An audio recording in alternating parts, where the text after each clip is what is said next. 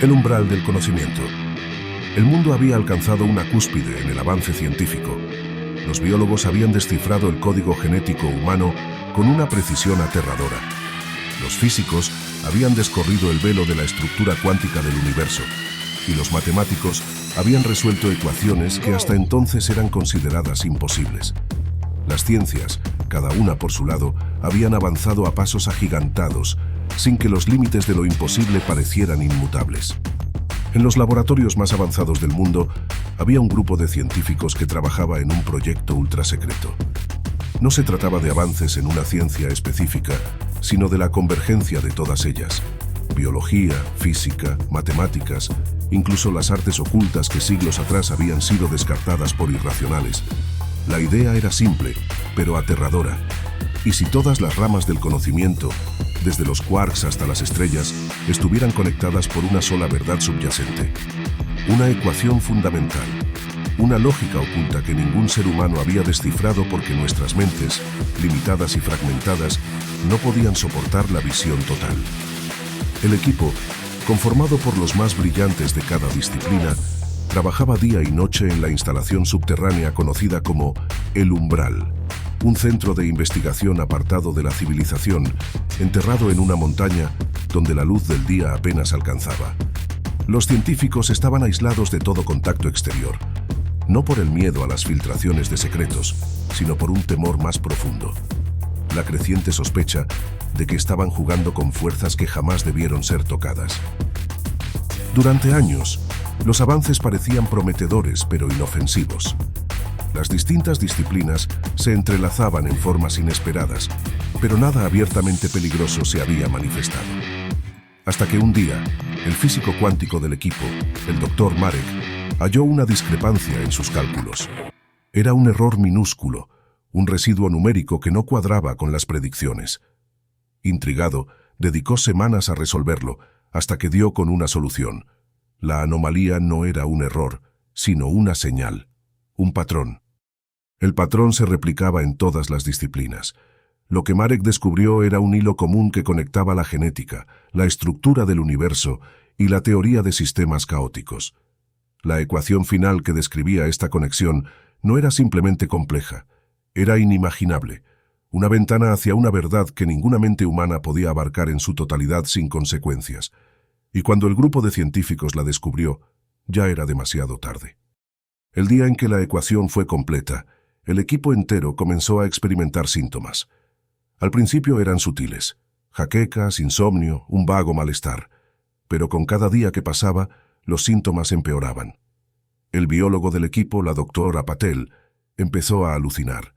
Veía formas grotescas, figuras que se retorcían en los bordes de su visión, como si la realidad misma comenzara a desmoronarse a su alrededor.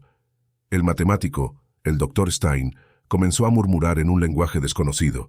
Sus palabras se convertían en una letanía interminable, como si hablara con algo que solo él podía ver.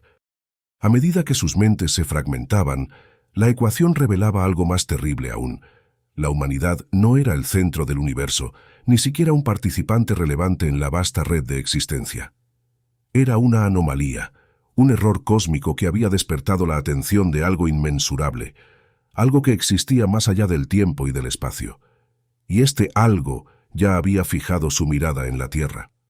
Los científicos, aterrorizados, intentaron destruir la ecuación, borrar su descubrimiento. Pero ya no podían. La ecuación vivía en sus mentes y al intentar olvidar, solo profundizaban su conexión con aquello que la ecuación describía. Marek fue el primero en sucumbir. Una mañana su cuerpo fue hallado en su habitación, colgado de una cuerda improvisada, con símbolos extraños tallados en su piel. Nadie sabía qué significaban, pero la geometría era perturbadora, como si las mismas leyes del espacio se hubieran doblado en su carne. Los demás cayeron uno por uno, cada uno arrastrado hacia la locura o la muerte. La doctora Patel se arrancó los ojos en un frenesí, gritando que ya no podía soportar ver la verdad. El Dr. Stein desapareció por completo, dejando solo un rastro de ecuaciones escritas en las paredes de su laboratorio. Ecuaciones que nadie se atrevía a descifrar.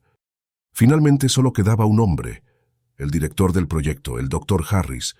Sabía que el fin estaba cerca, pero ya no podía huir. El conocimiento que habían desatado no podía ser devuelto al olvido.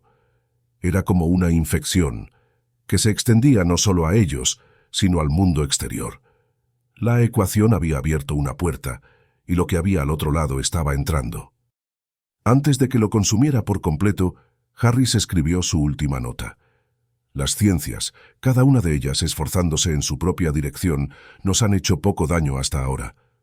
Pero hemos abierto una puerta que jamás debimos tocar. El conocimiento disociado era nuestra protección. Ahora que hemos unido los fragmentos, vemos la realidad tal como es. Y ya no hay paz. Solo queda la locura o la oscuridad. Cuando los equipos de rescate llegaron a El Umbral, encontraron las instalaciones vacías, excepto por los cuerpos. Y en las paredes, garabateadas con una mezcla de sangre y tiza, había una única ecuación repetida miles de veces. Nadie entendió su significado, pero todos los que la vieron sintieron algo en su interior, una semilla de terror que florecería lentamente en su psique. Desde entonces el proyecto fue enterrado y todos los registros destruidos. Pero aquellos que vieron la ecuación, aquellos que escucharon su eco, saben que el conocimiento no puede desvanecerse. Y algún día, alguien más lo descubrirá. Y entonces, solo quedará la oscuridad.